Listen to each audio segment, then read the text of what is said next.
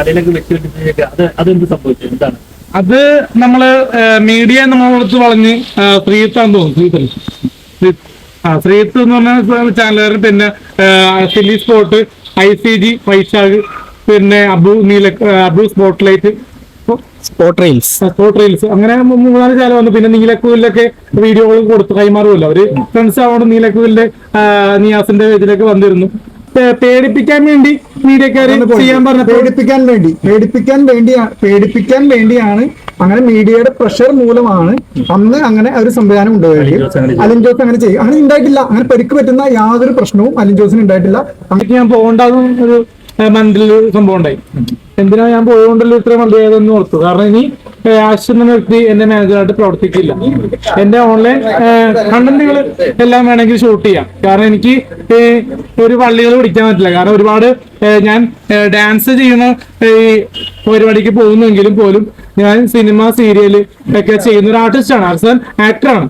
അപ്പൊ അതുകൊണ്ട് തന്നെ ഇപ്പൊ മീനൂസ് ക്വസ്റ്റൻ പോലത്തെ വലിയ സീരിയലിലേക്ക് ഭാഗമാണ്. അപ്പൊ ഇനി വലിയ സീരിയലുകളിൽ സെപ്റ്റംബർ മുതൽ ഷൂട്ടിംഗ് ഉണ്ട്. വിഷ്ണു മുഖേന അറിയാം വിഷ്ണുവിന്. അപ്പൊ അങ്ങനെ പോകുന്ന വ്യക്തി നമുക്ക് വർക്കുകൾ കുറവായതുകൊണ്ട് മാത്രമാണ് കല്യാണ പരിപാടികൾക്ക് പോകുന്നത്. പക്ഷെ ഇനി ഉള്ള കല്യാണ പരിപാടികൾക്ക് ഞാനൊരു പറഞ്ഞല്ല, വ്യത്യസ്തപ്പെടുത്താൻ പറഞ്ഞതല്ല.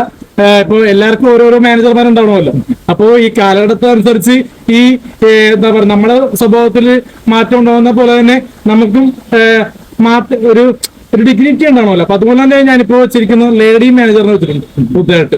പേര് പിന്നീട് ഞാൻ പുറത്തുവിടുന്നതായിരിക്കും. അതേപോലെ തന്നെ ഈ വെച്ചുകെട്ടി ഇങ്ങനെ തലയിലൊക്കെ വെച്ചുകെട്ടി അതെന്ത് സംഭവിച്ചത് എന്താണ് അത് നമ്മള് മീഡിയ നമ്മളടുത്ത് പറഞ്ഞ് ശ്രീത്താന്ന് തോന്നുന്നു ശ്രീത്ത് എന്ന് പറഞ്ഞ ചാനലുകാരൻ പിന്നെ സില്ലി സ്പോട്ട് ICG വൈശാഖ് പിന്നെ അബു സ്പോട്ട് റീൽസ് അങ്ങനെ 3-4 ചാനൽ വന്നു. പിന്നെ നീലക്കുവിലൊക്കെ വീഡിയോകൾ കൊടുത്തു കൈമാറുമല്ലോ അവര് ഫ്രണ്ട്സ് ആവണം. നീലക്കുവിലെ നിയാസിന്റെ ഇതിലൊക്കെ വന്നിരുന്നു.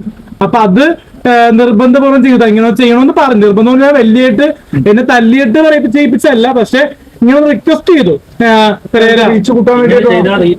റീച്ച് കൂടുന്നല്ല, ഈ തല്ല് കിട്ടിയ കാര്യങ്ങള് വലിയ രീതിയിൽ വിവാദങ്ങൾ വരുമ്പോ അപ്പൊ പുള്ളിക്കും മനസ്സിലാകുമെന്ന് പറഞ്ഞു. കാര്യഗൗരവം ഗൗരവം അല്ലാണ്ട് ഈ ഫാൻസി ഡ്രസ് ആണെന്ന് അവർക്ക് അറിയാം. പക്ഷെ കാര്യഗൗരവം ആശിഷിലേക്ക് അറിയിക്കാൻ വേണ്ടി. കാരണം ഒരാളെ എന്തായിക്കോട്ടെ സംഘർഷം കാറിൽ ഉണ്ടാക്കാൻ പാടില്ലല്ലോ. ഇനിയൊരു സിറ്റുവേഷനിൽ ഫാഷൻ എന്ന് പറഞ്ഞ വ്യക്തി യൂബർ ഓടിച്ച് ജീവിതമാർഗം ചെയ്യുന്ന വ്യക്തിയാണ്.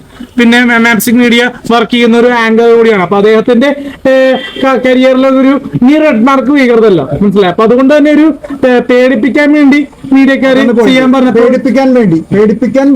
പേടിപ്പിക്കാൻ വേണ്ടിയാണ്. അങ്ങനെ മീഡിയയുടെ പ്രഷർ മൂലമാണ് അന്ന് അങ്ങനെ ഒരു സംവിധാനം ഉണ്ടായത്. അലിൻ ജോസ് അങ്ങനെ ചെയ്യും. അങ്ങനെ ഉണ്ടായിട്ടില്ല. അങ്ങനെ പരിക്ക് പറ്റുന്ന യാതൊരു പ്രശ്നവും അലിൻ ജോസിന് ഉണ്ടായിട്ടില്ല. അങ്ങനെയുള്ള തല്ല് ആള് ചെയ്തിട്ടുമില്ല. പക്ഷെ അടിച്ചിട്ടുണ്ട്. അത് നമുക്ക് പുറത്തു കാണാൻ പറ്റാത്ത പരിക്കുകളുണ്ടാവും. അതായത് കാറിലുണ്ടായ തർക്കങ്ങൾ. പക്ഷെ അങ്ങനെ ചെറിയ വയലൻസ് അല്ല, ചെറിയൊരു ഹെർട്ട് എന്ന് പറയാറില്ല, നമ്മള് ലീഗൽ വേർഡിൽ ഹെർട്ട് എന്ന് പറയാം. അപ്പൊ ഇയാൾ പറഞ്ഞത് എന്താ വെച്ചിട്ടുണ്ടെങ്കിൽ ഇയാൾ അങ്ങനെ പരിക്കുണ്ടാക്കുന്ന രീതിയിൽ ഇയാളെ പേടിപ്പിക്കാൻ വേണ്ടി, അതായത് ഇയാൾ അങ്ങനെ ചെയ്യരുതെന്നുള്ള ഉദ്ദേശത്തോടും നമ്മളിപ്പോ തല്ലിയാൽ പോലും നമുക്കൊരു ദേഷ്യം ഒരു ആളുടെ ഉള്ളിലുണ്ടാവും, പേഴ്സണൽ ഒരു റിവെഞ്ച് ഉണ്ടാവും. അപ്പൊ അതിന്മേൽ ചെയ്താണ്. പക്ഷെ അങ്ങനെ ചെയ്യാൻ പാടില്ല, അത് തെറ്റാണ് എന്നുള്ളതാണ്. പിന്നെ ചെറിയ എന്റെ ഭാഗത്തുനിന്നും ഉണ്ടായി. കാരണം അബദ്ധങ്ങൾ ഞാൻ പറയാം. കാരണം പിള്ളേർ എന്റെ വാട്സാപ്പിലേക്ക് ഞാൻ വോയിസ് അയച്ചിരുന്നു. അത് പേടിപ്പെടുത്താൻ വേണ്ടി ദേഷ്യം വരുമ്പോ ഇപ്പൊ ആരാണെങ്കിലും ഇപ്പൊ സിനിമ സ്റ്റൈൽ വർത്താനം പറഞ്ഞു, നിന്നെ കൊല്ലോടാ, നിന്റെ കുടുംബം കത്തിക്കും, ബോംബ് എറിയും, അല്ലെങ്കിൽ ആക്രമിക്കും എന്നൊക്കെ പറഞ്ഞ് പൊട്ടത്തങ്ങൾ നമ്മൾ പറയുന്ന ദേഷ്യം കൊണ്ട് പറയുന്ന, അല്ലാണ്ട് ചെയ്യാൻ വേണ്ടി പറയുന്നതല്ല. ആ ഒരു ആവേശത്തിൽ നമ്മള് എന്റെ ഒരു പെങ്ങൾക്കൊരു ഒരാള് കയറി പിടിച്ച് നമ്മൾ ഇടപെടൂലേ. ഇപ്പൊ എനിക്കൊരു ഇഷ്ടമുള്ളത് ആൻമരി എന്ന് പറഞ്ഞാൽ മറ്റേ പഞ്ചായത്തിൽ പഠിക്കുന്നത്. അപ്പൊ അവൾക്കൊരു ഇമേജ് ദോഷം വന്നു കഴിഞ്ഞാൽ നമ്മൾ ഇടപെടും. അപ്പൊ അതുകൊണ്ട് പോലെ തന്നെ എന്റെ ലൈഫിലേക്ക് എനിക്കിട്ടായിട്ടൊരു വലിയൊരു പണി കിട്ടിയത് ഈ 16-ാം തീയതി രാത്രിയുള്ള ആ ഒരു സിറ്റുവേഷനിലാണ്. കാരണം ഞാൻ ശരിക്കും പറഞ്ഞ സിനിമ കാണുന്ന വ്യക്തിയാണ്. ഇപ്പൊ തുടരും സിനിമയിൽ ആലേട്ടൻ മയത്ത് നിൽക്കുന്ന സിറ്റുവേഷൻ ഉണ്ടാകുന്നു. അപ്പൊ അതേപോലെയാണ് ഞാൻ ആ ഒരു രാത്രി ആ ഒരു വണ്ടി നിറങ്ങിയപ്പോ എനിക്ക് ഒരു കൺഫ്യൂഷൻ ആയിപ്പോയി. കാരണം മെന്റൽ ആയിപ്പോയി എന്ന് പറയാം. മെന്റൽ ട്രോമ ആർക്കും വരാം. അങ്ങനെ ഒരു സംവിധാനം ചെറിയ ഡ്യൂട്ടിയുണ്ട്, ട്രോമ വരാം. ആ ട്രോമയിൽ അങ്ങനെ നിയമവിരുദ്ധമായിട്ട് അങ്ങനെ ചെയ്യാൻ പാടില്ല. അത് ഞാൻ തെറ്റാണെന്ന് പറയും. ആസ് എ അഭിഭാഷകൻ ഞാൻ ആസ് അഡ്വക്കേറ്റ് ഞാൻ പറയുന്നത് ഇയാൾ അങ്ങനെ ചെയ്തിട്ടില്ല. അതായത് ഒരു മുറിവുണ്ടാക്കുന്ന രീതിയിലുള്ള പരിക്കോ അല്ലെങ്കിൽ ഒടിയുന്ന രീതിയിൽ ഹെർട്ടാവുന്ന രീതിയിലുള്ള പരിക്കൊന്നും ഉണ്ടായിട്ടില്ല.